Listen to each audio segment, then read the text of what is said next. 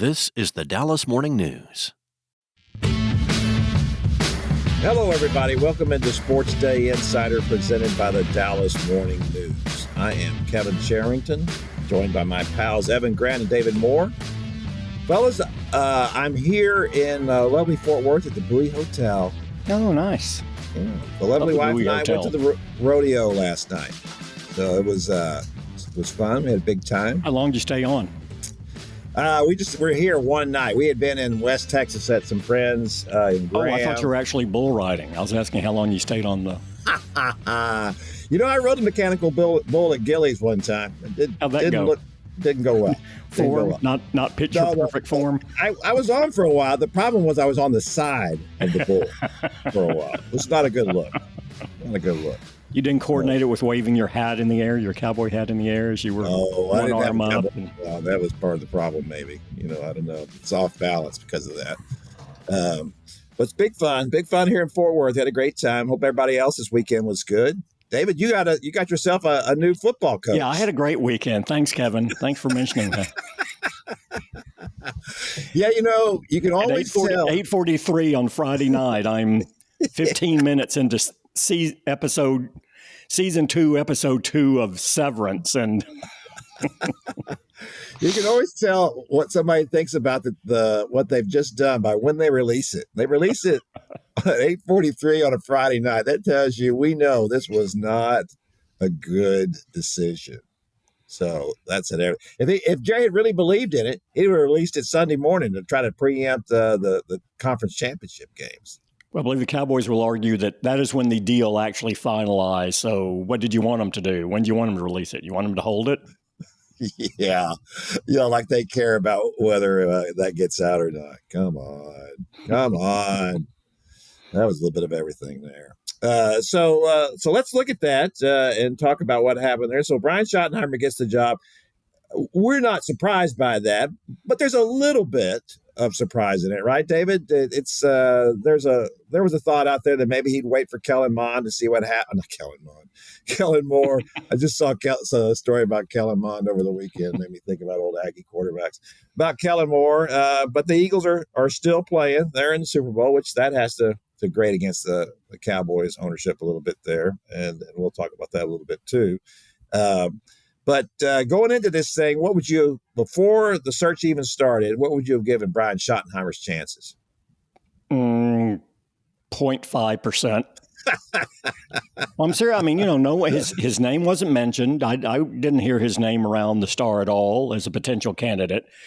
He had, I believe the last time he was up for an interview for a head coaching job was 2010 in Buffalo when he was still the offensive coordinator with the Jets, and he withdrew his name rather than going ahead and taking that interview. So I think the last interview he had was probably around 2007 or so when he interviewed for the New York Jets head coaching job. Rex Ryan got it, and Schottenheimer was the coordinator, and that team did go to back-to-back AFC championships, which is the last time the Jets have had any sort of postseason success. So it's just been such a long time, and this is, people are debating this, and it's like no one else wanted him. He wasn't part of the cycle. And one, I'll say this, the hot coordinator, every hiring cycle there is a hot coordinator or two. And a lot of times people act like, well, if you're the hot coordinator, you're gonna land it as a head coach. I mean, this is the guy you got to get. And go back and let's look at some of the hot hires in certain hiring cycles over the last 10 years and see how many of those coordinators actually went on to become a good head coach. There are different skill sets involved. There's a lot that goes into whether or not a coordinator can make the jump to the head coach. All of that being said, I will say that Schottenheimer, while he certainly hasn't actively pursued a head coaching job over the last 15, 16 years, that doesn't mean he is unqualified to do it just because he wasn't the hot candidate in any cycle.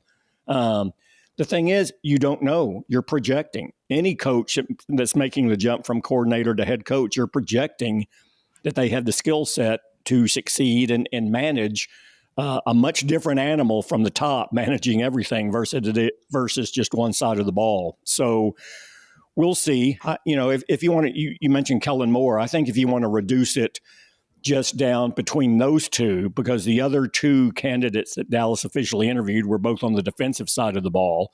And I think the fact they were on the defensive side of the ball worked against them from the start, because I think Jerry was committed to putting the best system or keeping the best system in place for Dak Prescott to go forward, which tilted, his favorites to the offensive side of the ball.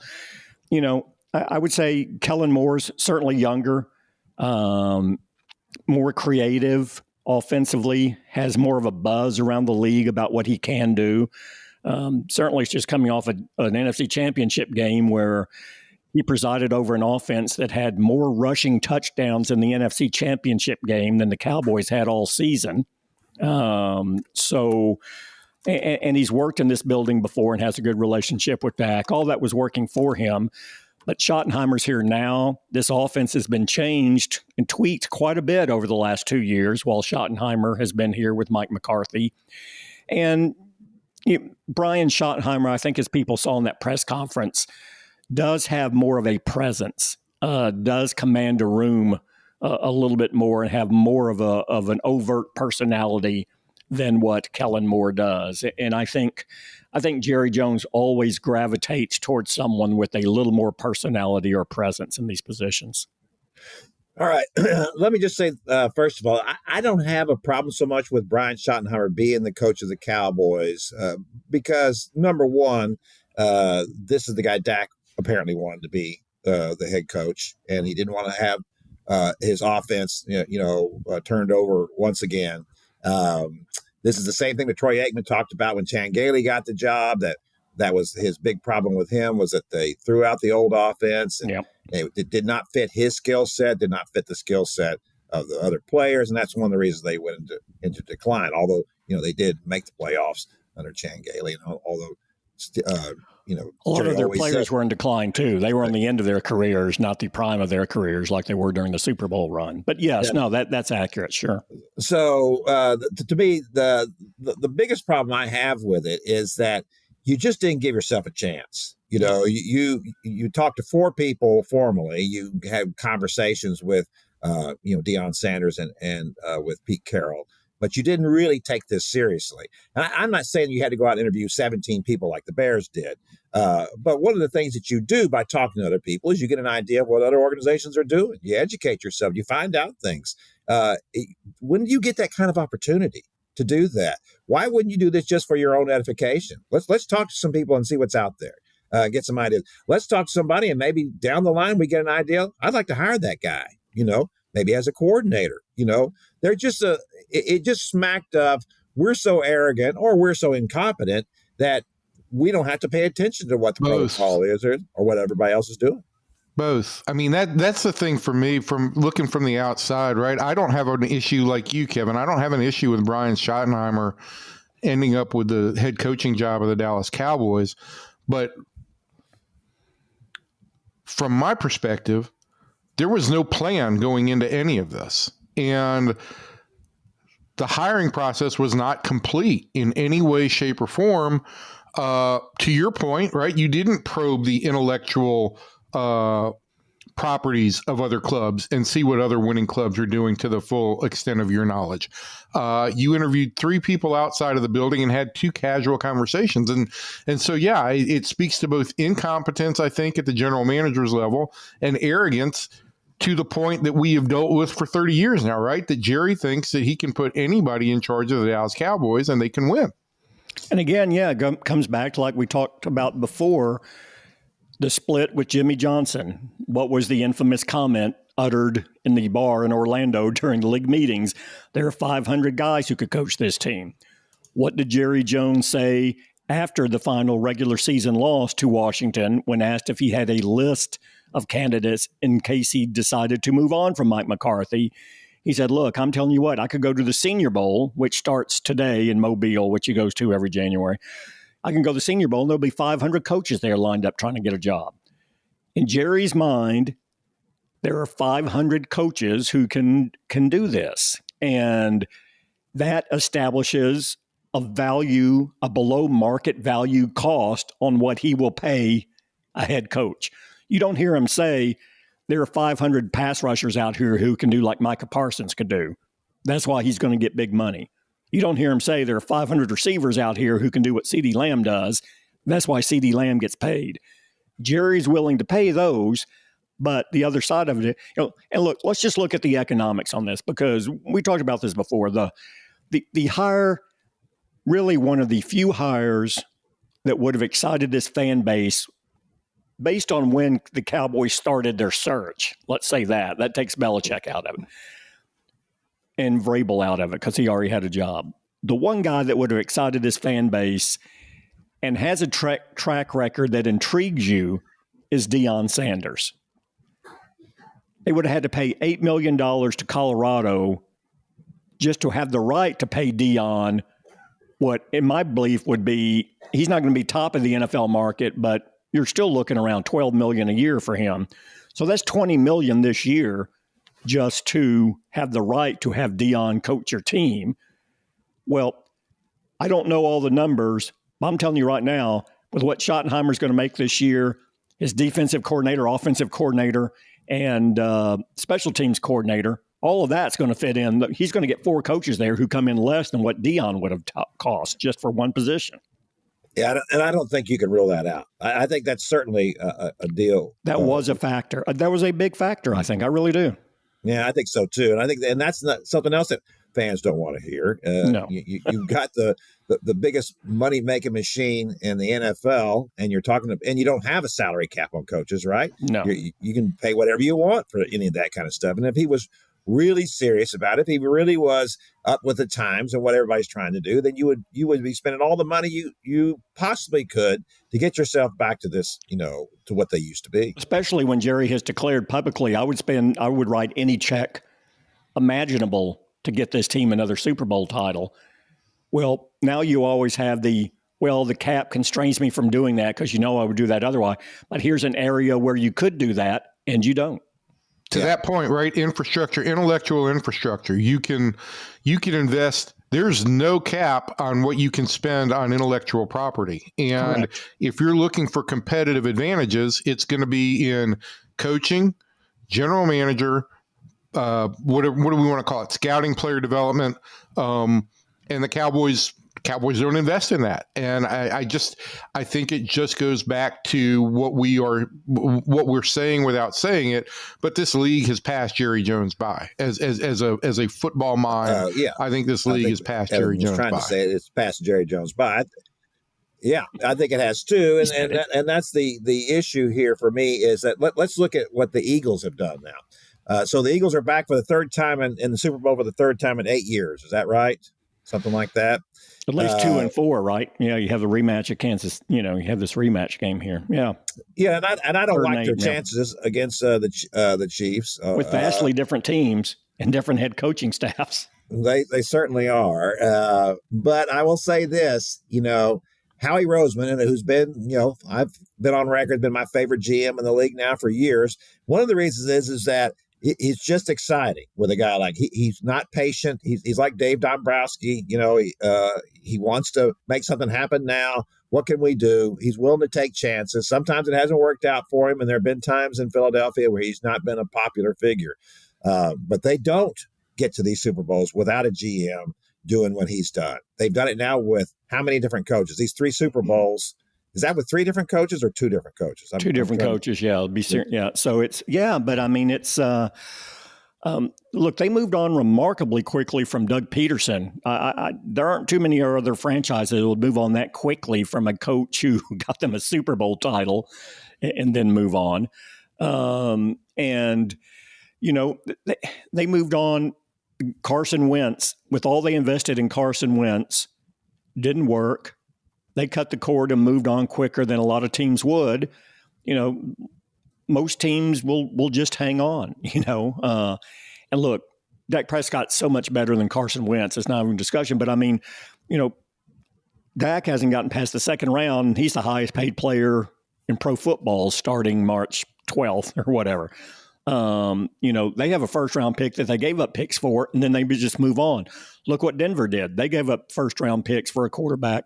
I mean, they gave up those picks for Russell Wilson, didn't work out, got a new coach, move on, and first year they paid for it. This year you started to see some progress, and it may work out there. So other teams have been more, I would say, more decisive in acknowledging their mistakes and moving on from them. And that's what you had early when Jerry and Jimmy were together. Because remember, they had a lot of draft capital. They would use a first-round pick on a guy.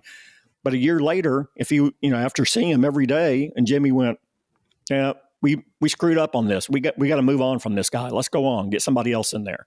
And they were willing to move on from. Now, again, it was easier. There was no cap. They had a lot of additional draft picks. So it's a little easier to move on in those conditions than what you have today. But we're going into year 3 here, and people are still saying, well, what's this defensive tackle going to do? How good can he be? Where does he fit in the system? It's going to be he'll be here for 3 years now. Mozzie Smith will be his 3rd season. It'll be his 3rd different defensive coordinator and scheme. So how's he going to fit? And do you know if he's part of this going forward? In year 3, you should know whether your first-round pick's there. And if you've determined he's not, move on. I mean, there's no shame in that. The singular genius of Jimmy Johnson. What blew me away about that was that if you went back to the Herschel Walker trade, Tom Landry was on record saying, "Oh, I would never trade Herschel Walker, ever." And Jimmy looked at that situation and realized that Herschel was a limited running back, kind of a boomer bust type of running back. We can trade him. We can get more players. We need more players. And then he made that deal. And of course, it ended up with all the picks. And as you said, I can remember them cutting a 3rd-round draft choice in his rookie year. Yeah. Who cuts a 3rd-round draft choice in his rookie year? Nobody does that.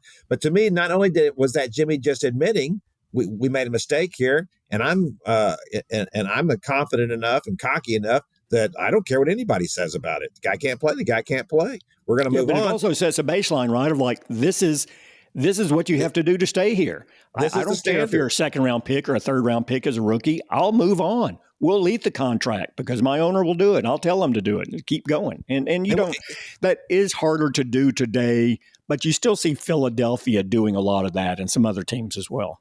You do. And let's look at the Saquon Barkley deal. Now, no one thought that he was going to run for 2,000 yards. That would have been ludicrous to assume that. Or basically get a 60-yard touchdown run or more on the first carry of every game. It just seems like it, doesn't it? It's just unbelievable to watch, to have that kind of player. You don't get that kind of production from wide receivers where they're getting 60-yard touchdowns.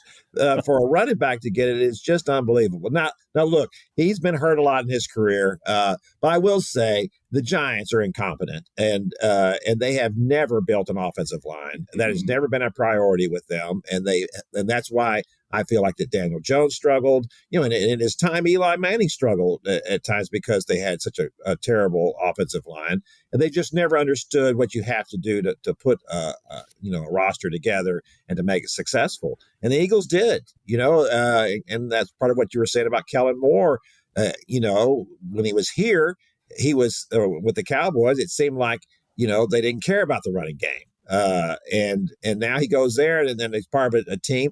I think feeling like, look, Jalen Hurts is not going to beat very many people with his arm, but we can beat people by running, and then giving Jalen a little more help in that issue where guys are going to be wide open more often, and he can hit those. And Jalen has really, there hasn't been a whole lot of talk about that. He went from being a couple of years ago an MVP candidate, much like Dak Prescott, to a guy now where he's just kind of a guy. He's just a game manager. He's driving the bus right There's now. Some injuries there, but that was always the question because of his play style. Would he be injured and not be able to, again, when you're earlier, you can take some of those hits, but the accumulative effect as you get a little bit older, you can't avoid all of them. Some of them stay with you longer than others. And I think you're seeing that a little bit with Jalen Hurts. But yeah, I mean, he still, I don't know that a quarterback in a losing effort has had a better game than what he had a few years ago. Oh, absolutely. So So, we're going to see what happens now with these teams and how they develop. But obviously, Washington has got something going now with a franchise quarterback, in Jaden Daniels. And then you see how the Eagles have restructured. And the Eagles have proven, the Eagles have proven that if Kellen Moore moves on, if other people move on, we'll just replace them. Look at what they did with their roster and how they turned that over. They had, Fletcher Cox and these great defensive linemen. And what are they going to do? They drafted defensive linemen. That's another thing that when the Cowboys have drafted defensive linemen, you mentioned Mozzie Smith, they've done a terrible job of it in the first round. Basically the idea is that no more Michigan defensive linemen. I think it should be the mantra. And arguably the two best defensive linemen in this draft are Michigan linemen. So that's true. That's true. At least one will probably be there when Dallas picks, which is going to be interesting. That's why I say draft Walter Nolan. If you're going to draft a defensive tackle, take Walter Nolan from Ole Miss. No more Michigan guys. But it is amazing to watch that happen. So I do believe that apparently Howie Roseman feels like, we can find a head coach to do this. The thing is that Howie Roseman is a good enough GM to make this work. The difference between them and the Cowboys is that Jerry Jones is not a good enough GM, and neither is that whole staff. They have, I guess we would like to know is how much of this decision, especially on the head coach, was Stephen. How much of it was Jerry? I get the idea that this was more of what Stephen and the staff wanted to do, and Jerry just finally went along with it. I would agree. I think there's always an internal struggle with Jerry over making a splash, doing something that no one expects versus continuity and being, again, it's the whole play it down the middle or get out there and take the risk. I found it interesting in the press conference on Monday. He was talking about, I hear people say I don't take risk anymore. I've taken more risk in these last 5 years than I have my entire career combined. I'm not so sure about that, but I'm not either. It comes down to how do you define risk? Now, his argument is, hey, is there a riskier hire than Brian Schottenheimer? I mean, this guy's 51 years old, never been a head coach. So it's just kind of odd to hear him put in the position of, what do you mean a risk? Like, the guy just hired a huge risk. Who else would do this? Is basically what he's saying, right? Yeah, it is what he's always saying. If nothing else, Jerry has always given us something to talk about, right? I mean, this franchise is never boring. It is just one thing after another that just kind of blows your mind. I've just struggled to keep up with it. What he's going to do next. It always surprises me. Watch that Netflix series coming out on him, Kevin. He may give you a little insight that you don't know. Yeah, that'd be good. So let me ask you this. Before we get out of the Cowboys segment, I always like to talk about the draft at this point. So I do think that with what Saquon Barkley has done this year for the Eagles, and these are very comparable situations where you have quarterbacks. And I don't think anybody would argue that Dak Prescott is certainly a better passing quarterback than Jalen Hurts is. Sure. He's not the package that Jalen Hurts is because he can't run like that anymore. And I don't know that he ever could run like Jalen can run. He's a tremendous, very powerful runner. But he's a compromise package. And I'm going to say that Dak's a compromise package now because they don't want him to run. And if he's not going to run at all, then that's an issue. So to me, the Eagles were able to do this year because of that, and because of what Saquon Barkley did, because of what Derrick Henry did for the Ravens this year. And certainly there are other examples as well across the league. It's just amazing to me, the resurgence of running backs in the NFL after we had just practically written them off. In 1 year, you flip the switch, right? And now Dallas, once again, is in a position of chasing an offensive trend rather than establishing one. And I will say, people say, well, Brian Schottenheimer was under Mike McCarthy. How will this be different? Brian Schottenheimer has been an offensive coordinator in this league for 14 years, called plays in a lot of those spots. Twice his offenses led the league in rushing. That's something Mike McCarthy never did. So you're going to see them run the ball more. He talked about the need to marriage the footwork on your run game to the passing game. So the defense can't get a read on whether you're going to run or pass when you're at the line. He says, that was going to be an emphasis. He talked about, cut splits, motion shifts, and tempo in this offense. And if there, I would say if there was a one consistent valid criticism of Mike McCarthy was he didn't use much motion in his offense to disguise what he was doing or misdirect the defense. His stance was always, I'll use motion if it leads to something, but I don't want motion just for the sake of motion.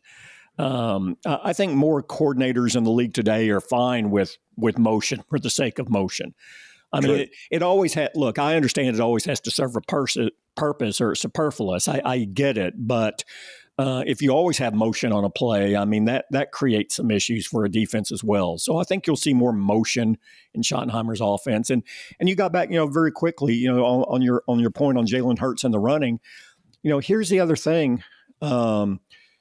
Just to reinforce how much of this decision was about Dak and putting him in his sweet spot, this is a quarterback who is now officially the highest paid player in NFL history, in his 30s, coming back off his second major surgery in 3 years. How much do you want to change in the offense? How much, and you don't. You want to get back to what he does best.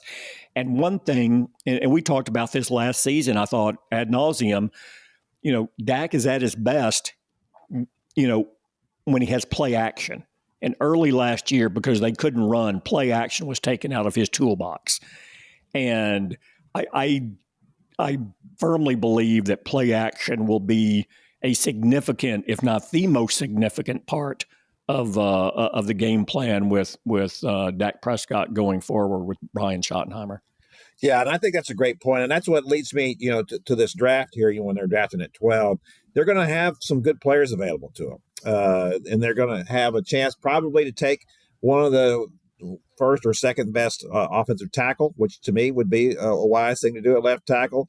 I've been up and down about Ashton Jeanty and whether they should take him or not at 12. We see the damage that's done when you spend for that kind of thing with Zeke Elliott and what that did. But that was a little different. The damage with Zeke Elliott was the second contract. It wasn't drafted, Yes. I know absolutely. A lot of people were saying, why did you take him at 4? That's too high for a running back in today's game. I don't think it is. The issue comes on the second contract and where that is, especially when you look at the life expectancy of elite running backs in the NFL. Before we get out, then I want to ask you really quick answer. So I can see them going either way because there's a lot of running backs in this draft. And I've already been on record that I would like them to take Cam Scatterbo at running back in the 3rd round. But if you had the opportunity to take Ashton Jeanty, who is clearly the best running back in this draft and one of the best in the last several years, or a left tackle, one thing fixes, your backfield for sure. But the other thing maybe makes it a lot easier for Dak Prescott to do his job. Both these things are angled toward helping your quarterback. I'm wondering, which do you think helps more, a better play at left tackle or a home run threat at running back? To me, that is 6 of one and half a dozen of another. I mean, if they're both, if you both have them rated the exact same on your board, I don't think you can go wrong either way. Yeah. Because if you take the tackle and you upgrade yourself there, it's going to make that running back you take in the 3rd round more productive. Yeah. If you don't take the tackle and you take Jeanty and you believe that he is clearly a special talent, and you see where this league is going, he can have more of an impact in year 1 on your 1 loss total, I would argue, than a left tackle would. So I all things being equal, I don't think you go wrong there. But if they're not equal and you're talking yourself into the other one, I think that's where you can kind of mess up on this. I have 2 answers there. Yes, sir. One, David, where are you more liable? Are you more likely to get an impact left tackle late in the draft, or are you more likely to get an impact running back late in the draft? That's the other argument. Yeah, much more so a running back. You can get a running back who's going to get you 800 to 1,000 yards potentially in the 4th round. That would be a tiebreaker for me. The other tiebreaker would be if I was in the room, I'd ask Jerry what his inclination is, and then the opposite, and then go the opposite. Yeah, yeah. There's no question about that. I will say this, and then we're going to wrap this up. I know I've been harsh. It just appears that they've just become the laughing stock of the league at this point. Well, here's the thing: you draft Ashton Jeanty, you've just excited your fan base. Yes, for everything you lost in hiring a head coach, you're going to gain in drafting Ashton Jeanty because he's going to be. And they drafted a left tackle in first round last year. I think they would be loath to draft another left tackle unless they're convinced they're going to move him to right tackle, and then you just pay Terrence Steele all that money. So what are you going to do with him? I put him in right guards. What I do if Zach Martin was going to play. So anyway, well, that's it's all fun. We're going to end up talking about the draft a lot and about free agency when that rolls around here in March, and see what the Cowboys do, see what they can do to mitigate some of the public relations disaster from all of this, which has been going on now for I don't know, 6, 8 months, 9 months, a year. I don't know, maybe longer. Oh, okay. Put that in air quotes, okay? Me and Steven, air quotes.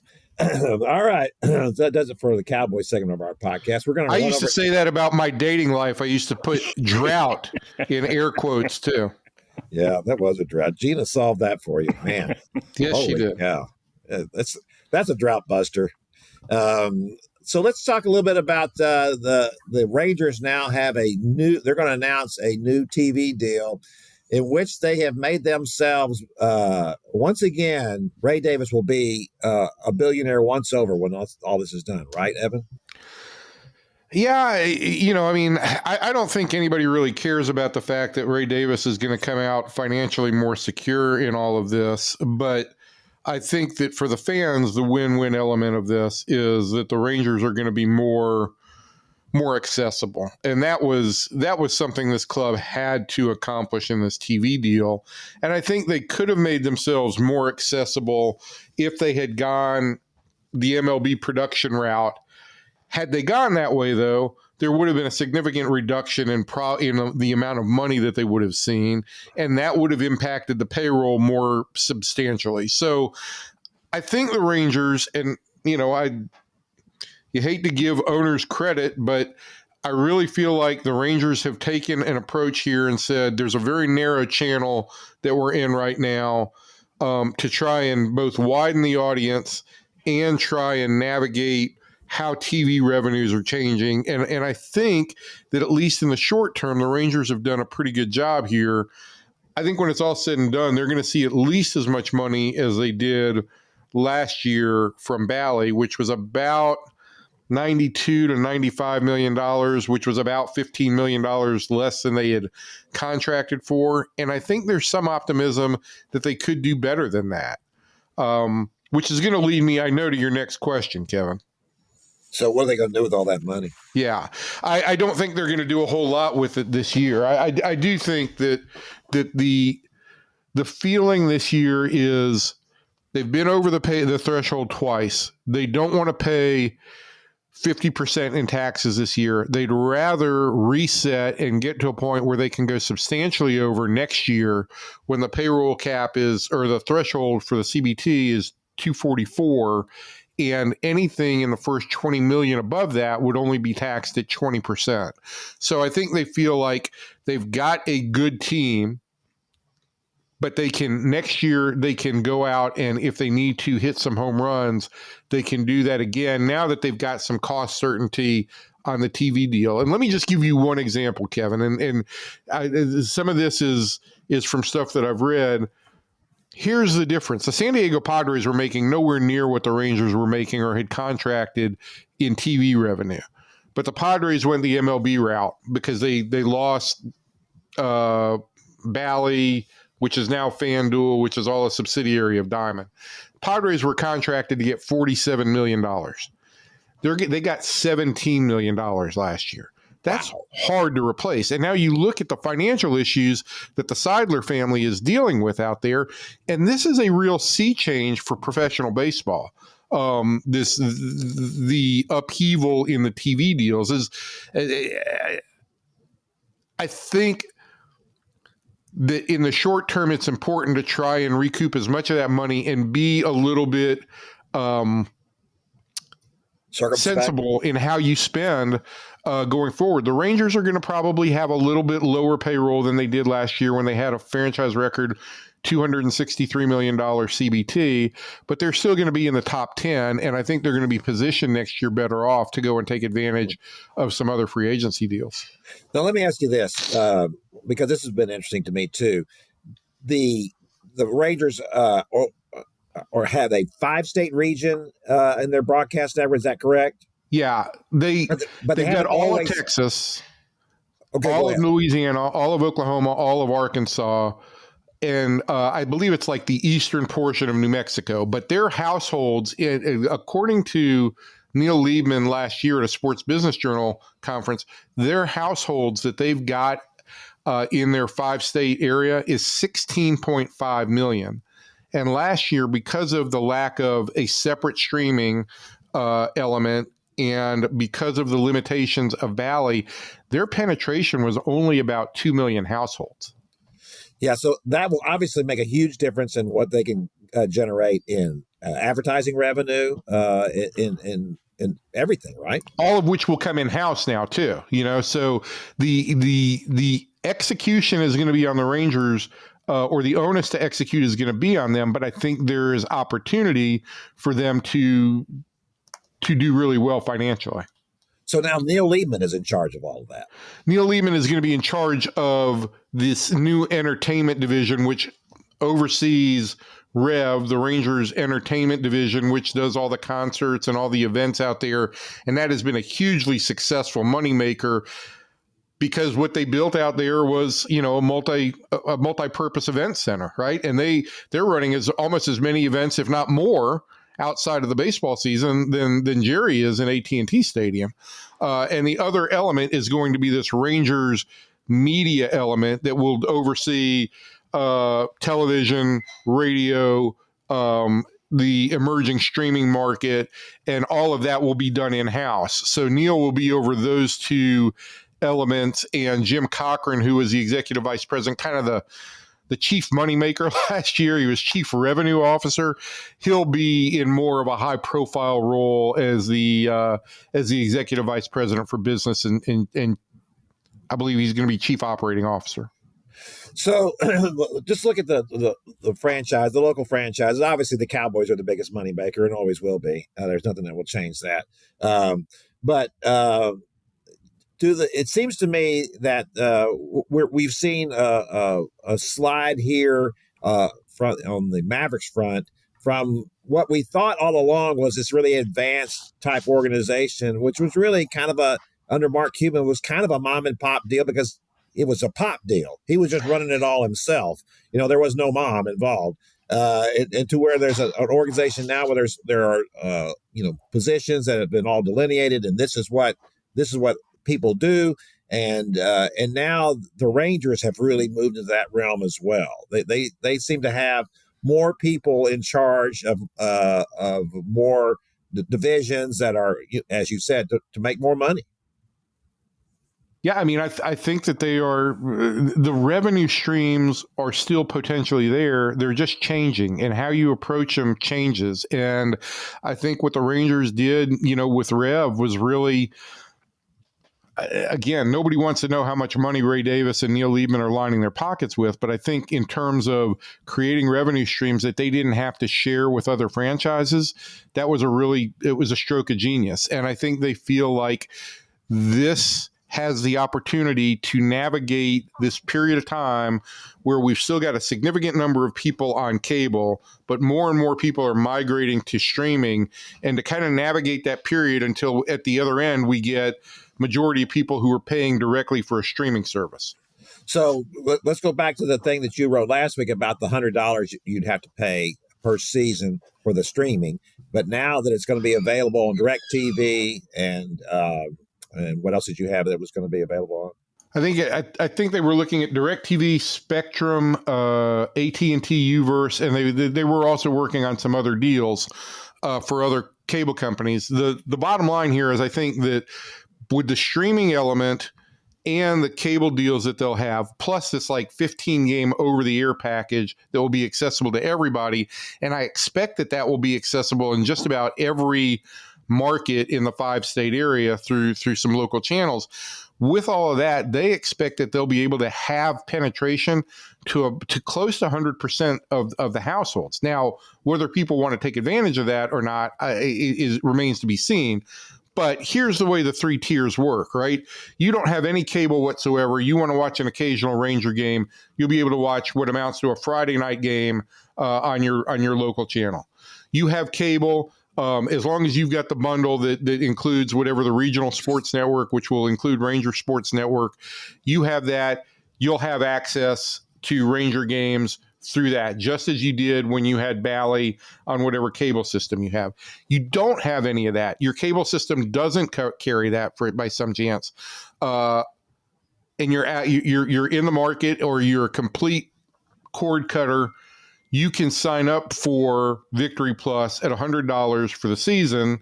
I think, the Rangers will let you know that costs about 60 cents a game, but it's still $100 a season, but you'll have access, and that was the big problem last year is that there were plenty of people who were willing to pay for a streaming app, but if they didn't already have Bally as a provider, they couldn't get the app. The app was pretty much useless in that regard. So this really expands their ability to reach people. Now, whether or not they can get people to sign up is one thing, but I do think that what we need to emphasize is for a lot of people who weren't paying anything for Rangers games last year and were able to watch it, unless their cable bill goes up because DirecTV or whoever passes on a carriage fee, which they've always done with other situations, they'll still be able to get the Rangers on their cable system. They're not going to have to write a separate check for that.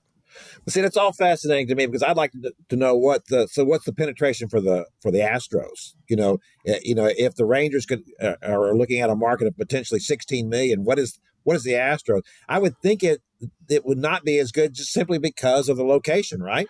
The Astros don't have as big a broadcast territory as the Rangers do. Yeah.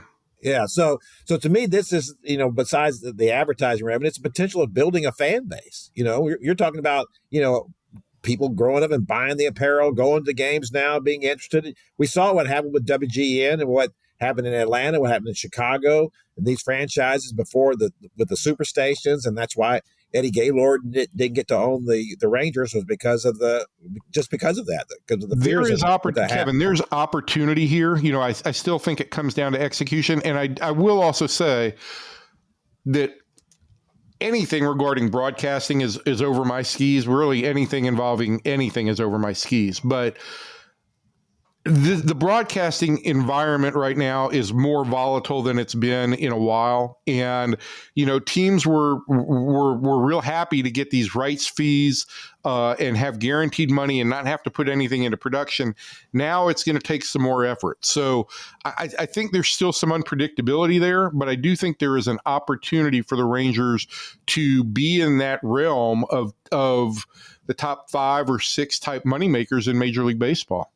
Well, and that's what it's going to take outside of having Mark Walter owning your team and having unlimited resources. That's what it's going to take. And that's why fans should be excited about this, not only because they would have access to these games and the broadcast, but also because the more money they make, the more money they should be spending. And certainly on our standpoint, from the media standpoint, we won't want to hear Ray Davis say, well, we can't afford that. Right.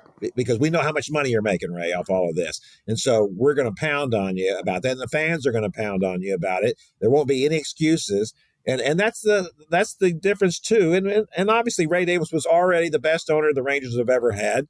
And because he has spent more money, it has always been a franchise that was lagged behind the rest of baseball, even though it should have been much better because of the TV market, just simply because the owner didn't have enough money. Well, and I think, one thing we always saw, and really in a lot of ways over Ray's first 10 years here, Rangers owners have always kind of gone with the flow. They've never been willing to take a chance and say, hey, how can we go a little bit outside the box here? And whether or not this is the right long-term play, nobody in our industry or even the broadcast industry can properly predict. But they are taking a chance, right? They are going out there and trying to create an opportunity where they can make more money. They're not just saying, well, we'll just take what MLB provides and we'll acquiesce to that. No question about it. And plus, too, this accounts for both sides of it. You're able to straddle this, right? The streaming market, which, of course, everybody keeps telling us that one of these days, kids don't like to watch. Why anyone would want to watch a football or a baseball game on their phone is just beyond me. It is like, if I have to, then I will. I just You're don't so wanna do it. old. I Oh am my so old. gosh. But, we're buying televisions that are the size of, Hey, of look at that small cloud in the houses. air. Let me rail my fist at it. Jeez. Well, I'm doing that too. But why are we buying 60-inch televisions if we don't want to watch games on them? What's the point? That part of it always confuses me. The one thing about about your mobile phone is I hope you're not watching your mobile phone at home unless it's kind of like your PIP type option. I mean, I want to be able to see what's going on the field. So if you're out and about, if you're in a restaurant, you can't see something and you have to be connected to the game, it's an option. But my God, I want to watch the game in as bright a color and as big an image as I possibly can at home. Well, that was the whole point of it. I never forget when we first got what was a gel TV or whatever it was that we called, and I watched it and I thought, my gosh, I feel like I'm sitting at the game right now watching it. It was just a miracle. I mean, it was that. You're right. That was the whole point of it. Like watching hockey. Before we had what we have now, it was, what the heck was that? Where's the puck? I can't even see it. What's going on? Well, now you can see all that. You can't see it on your phone. That's just me. That's just me yelling at clouds. All right, that's going to do it for the Rangers segment of our podcast. We're going to move over and talk a little bit about the Mavericks. Shock of all shocks, somebody else got hurt, David. Maxi Kleba's out now with a stress fracture in his foot or ankle or somewhere. I frankly, I get them all mixed up with all the stress fractures and all the breaking going on. I think Kleber was his foot. I think it was his foot. Kleber, yeah. Yeah, it's just like one thing after another with this team. So, nobody's going to feel sorry for you when you have injuries. That's just what happens, and you just have to put up with it. But I will say, David, that the trade deadline's coming up pretty soon. This was a pretty complete roster that the Mavericks had going into the season. Certainly their most complete roster, and maybe since when they won the title. I don't know. We didn't even know that was a complete one going into that season. Oh, I think you could argue it is. I mean, at least based on the skill sets you have in place, the age of the players, the production. This is, I think you're very safe arguing this is as good of a roster from top to bottom as the Mavericks have ever had. So, with that being said, they probably could use a little more defense out on the wing. But they have gotten really good play from people this year. I've always said the one thing about having these guys getting hurt is that it forces these other guys into roles which they haven't had to do before, and you get to see how they grow. What happens to P.J. Washington when he is forced to carry an offensive load? He is obviously.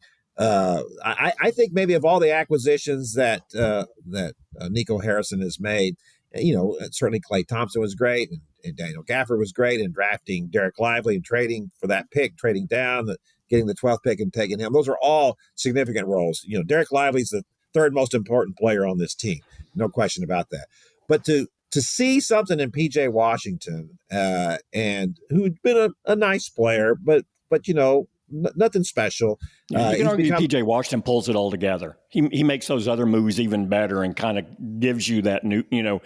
There's on really good teams, to me, there's always the third or fourth best player on the roster is, yes, he's down in the pecking order, but based on what his skill set is, he's the fulcrum that makes the whole thing better. And I think you see that with P.J. Washington. Now, the issue they've had here with all the injuries is, and I agree with you completely, it's good to have guys.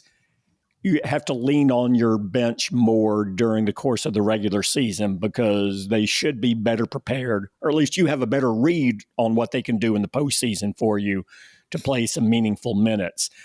All of that being said, when you have as many injuries as the Mavericks have had, I think there's a little concern that you're pushing players out of what their role is going to be, and it minimizes, what they can do for you when it gets back. Again, they're going to have to start playing some guys at center that are not going to play at center in the postseason. What good does that do you? And does playing that get you out of perfecting the role that you were in going into the postseason to be at the best for the team. So there's always a fine line there, and I think the Mavericks are in danger now with just so many injuries that they're just going to. They're just going to have to put bodies at center. Here's the other thing. I think Gafford's outstanding. We talk about Lively. Gafford's really good too. But I don't know that you want to be playing him 30 to 35 minutes at this stage of the season and expect him to do what he did in the postseason last year again. You've got to manage his minutes. And, who on this team are you going to play at center now? Are you going to run Omax in there some? Or are you going to – Well, I think that's one of the things in my mind that was a weakness. To think at this stage of his career, Maxi Kleber just can't stay healthy. Yeah. And he's not – He's also a very nice player for what he does. The fans don't like him. He's going to have to hit a three for you occasionally to be effective. He hasn't been, consistent at that. And he's not, he's good at directing the defense. He's not good in one-on-one defense anymore. So those are the issues with him. To me, more than a defensive wing, I think they need that third center. I think they need to get a guy, a different kind of center. The two guys that they have there now are both, they're not going to go out and drift out and make a three for you. That's not what they do. The issue is, what do you give up to get that? And, well, it is. And how is that going to impact you in the postseason when the third center is not going to play? Yeah, I know. That's the thing is, the third and fourth guys are Maxey and Dwight Powell, and you certainly don't want to do that. To me, when you watch the Mavericks without either Lively or Gafford in the defense, it's just it's like a parade down the main street. It's just terrible to watch. It reminds you of what it was like. It shows you how important Derek Lively is. As good as Gafford is defensively, Lively is an otherworldly defender. Yeah. I would never have thought he would have been as effective as he is, especially this early in his career. Yeah, they're a great combo. Yeah, it is a great combo, and who saw that coming? That you're going to take these two centers. Not to this level, man. And what everybody tells you what makes it in the NBA now as far as what you want from a center and to be able to make this work. And I think some of it obviously is because of the kind of point guard you have. And then with the other guy who's also plays a point in what he does. They're just that kind of they have that kind of chemistry. Nico Harrison has made himself into, I don't know, is he if he's not the best GM in the market, he's the second best. He's in the conversation. Yes, he is. So around the league is one of the top guys too, I think. Yeah, that's not what I saw coming at all. When he was introduced as a GM, and I've talked about this before, I just thought, oh, this guy is in over his head. He just seems like too nice of a guy to do this. And I'm not sure if he understands the gravity of it. He clearly does. And I think probably a lot of that is the fact that he was a player and was a pretty good player. And he understands basketball. He has good relationships with people around the league and with the players. If we look at what's happened with Kyrie Irving and how happy he's been here, I give Jason Kidd a lot of the credit for that, but I give more credit to Nico Harrison for building that culture with the rosters that he has, and also with the relationship that he's had with Kyrie for a long time. I think those are huge factors in what's made that a success. So, Kevin, you just want a team full of centers. Is that what I'm gathering from this? Well, I just need one more, Edmund. That's all I need. You got Kleber and Dwight Powell are supposed to be centers as well, and neither one are good enough defense. Dwight basically can't do anything. I think you just want a team of giants. Well, that's what basketball is all about, right? One of those little guys. That's not good. They tried that before, remember? They tried to build a team around, basically it was a donut, no center, just make it happen. That's the thing about the Maverick centers. Remember when they were so bad? Remember all those years? If we were going to rank the centers all time, Bill Winnington, Uwe Blob, oh my gosh, that combo probably pales in comparison to Lively and Gafford. Well, exactly. That's the thing. Lively and Gafford probably rank in the top 5, both of them, in all-time Maverick centers. I don't know that there's that many more because I'm not counting. Obviously, you're not counting Dirk as a center. He's a forward. I don't know who else we would run that conversation. If Roy Tarpley, if you're counting him as a center or as a power forward, I don't know. Probably a power forward, really. So they've had some Hall of Fame level power forwards, point guards, off guards. Tyson Chandler because of their success, and James Donaldson. But yeah, sure, I mean, those two. Again, that tells you a lot. Yeah, 2 of their top 5 centers are on the roster right now. Yeah. Yeah. So, and you know, they're that kind of centers. They were the kind of centers that would have worked back then too. You know, that's the amazing thing about them, is that as the league has evolved, the Mavericks have found a way to make those kinds of centers work now. And when everybody else thinks, oh no, you have to have a guy, you know, that drifts out, you know, the way they've been able to make this team work and the roster work, that has not hurt them like everybody assumed it would, you know, by bringing in those kinds of players. So they've done a terrific job. 40 plus years as a franchise, they hit on the formula at center. Is that what you're saying? Well, you know, they needed to warm up a little bit. Some trial and error there. Get your feet on the ground, see what works, see what doesn't. That's what Jerry's working on. You know, since all that success, he's in his trial and error phase, and it's more error. Just a trial for us, error for him. All right, that's going to do it for our podcast this week. We thank you for listening in. We said that maybe we'd have a Cowboys coach for this one, and we did. So we'll see what happens next week. I don't know. We didn't talk about potential for coordinators, and maybe they'll have a little bit more of that lined up for next time. So from everybody in here to everybody out there, thanks, and we'll see you next time.